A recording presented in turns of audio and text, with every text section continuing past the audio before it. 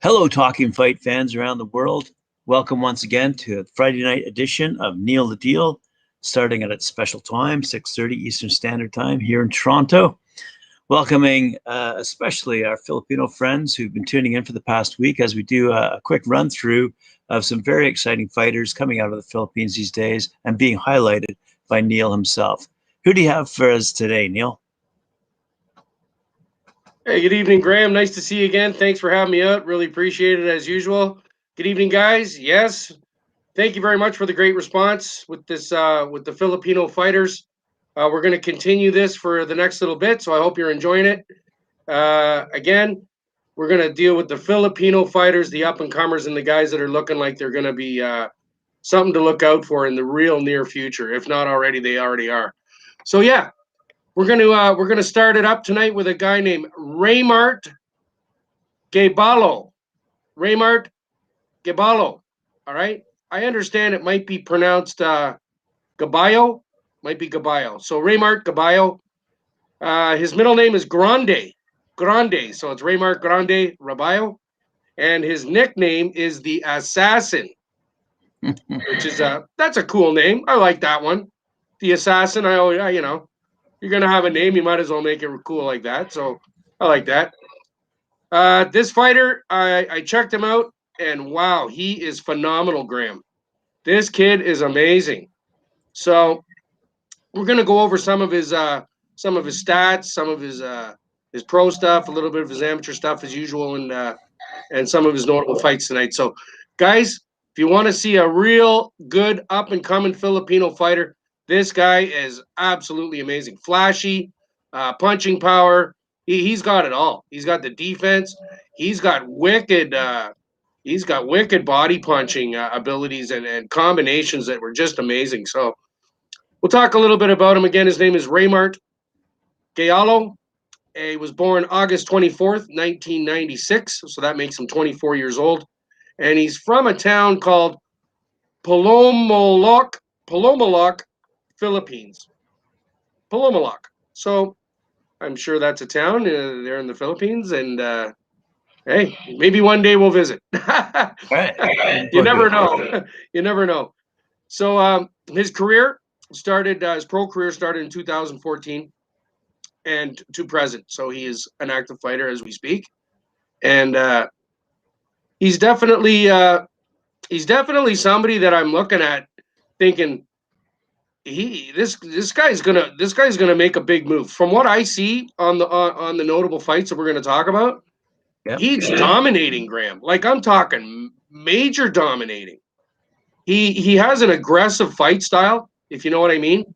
He goes at guys like relentless, and he's able to bob and weave and get away from the shots. His defense is good, and he's got a very good pedigree training. Whoever's training him, is really doing a good job with Reymart. So it's fantastic stuff. Absolutely. So right now he's fighting in the bantamweight and super bantamweight divisions. Those are the divisions and weight classes that he fights in, and he presently holds the WBC interim bantamweight title, which he won in 2020, and he previously held the WBA interim bantamweight title in 2018. So he's got the WBC and the WBA at different times. So he's a world champion, and he's a young kid, like I say, 24 years old. And I'm going to really be looking out for this one, Graham. This guy really impressed me a lot, big time. Now, the thing that we've been talking about over the last few days with these Filipino fighters is they do fight quite often in that Asian Pacific League. So I just kind of I was kind of interested to see how many fights Reymart had in the Philippines as compared to other parts of the world. So I found that he had 19 fights within the Philippines out of his pro fights. He had 4 in the United States now and 1 in Mexico. So the majority of his fights, again, have been in the Philippines.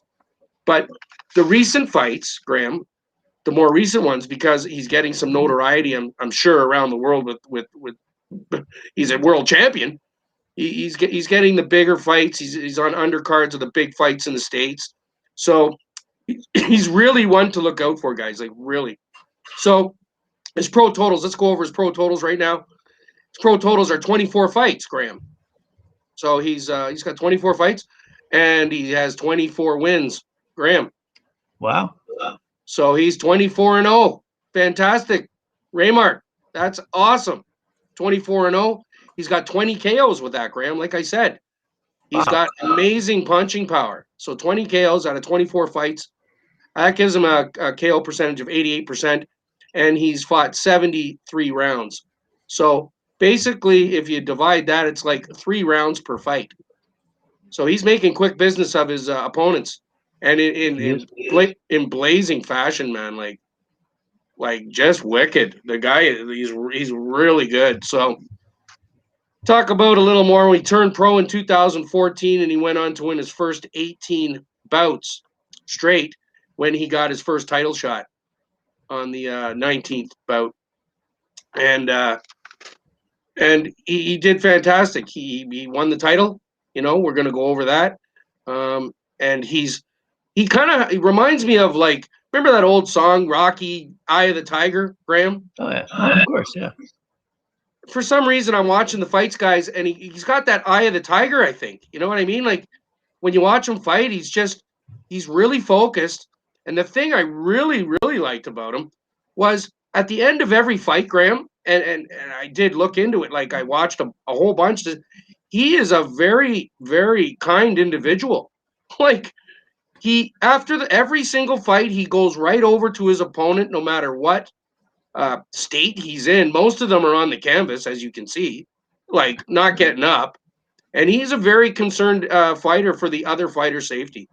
And when they do come around, you can see that he hugs them. He probably talks to them and says, whatever he says. He seems like a really nice kid. You understand? So to me, it was very impressive. I was very impressed by him. So let's go over his notable fights. He had the Gaballo versus Emmanuel Rodriguez, which was December 19th, 2020. That was the most recent fight. Amazing, Graham. Thing with that fight, though, is when you guys watch it, there was a big controversy about that fight. That he won the fight and won the title. He didn't have his best performance, to be honest with you. So that's one you guys might want to look at. Then you can make your own determination from there. But there was a little bit of controversy in regards to him being given the win when Rodriguez. That was a really good fight to watch, man. That was really good. I mean, he was the aggressor, but Rodriguez held his own big time. And I'll just leave it at that. There was some big surprises in that one, anyways, for me. Gaballo versus Stephen Young was another good fight, March 23rd, 2018. Great fight. You might want to check that out, another title fight. And Gaballo versus Reymart Gaballo was another great fight I watched today with him.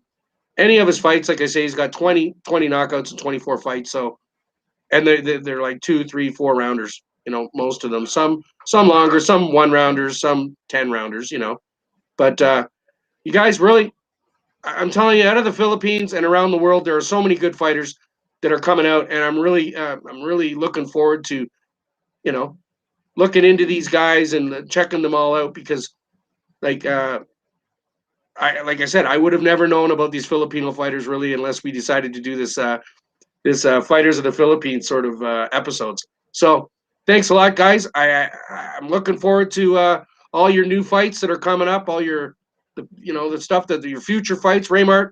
I'll be looking out for you. God bless you, buddy. And we're over here in Toronto, Canada, and yeah, we're keeping an eye on you, man. So keep it up. Keep up the good work. Keep up the good fighting. And guys, check them out. Thanks again for coming. I really appreciate it. And I guess we'll see them on Monday. You guys are going to be off for the weekend. And stay safe, stay warm, have a nice weekend, and enjoy yourselves out there. And we'll see you then, Monday at 7. Take care of yourselves. Thanks very much, Neil. Thanks for bringing us up to speed on such a great young fighter. I didn't realize he was undefeated, and I certainly didn't realize he had a high percentage of knockouts among those wins. That's fantastic stuff.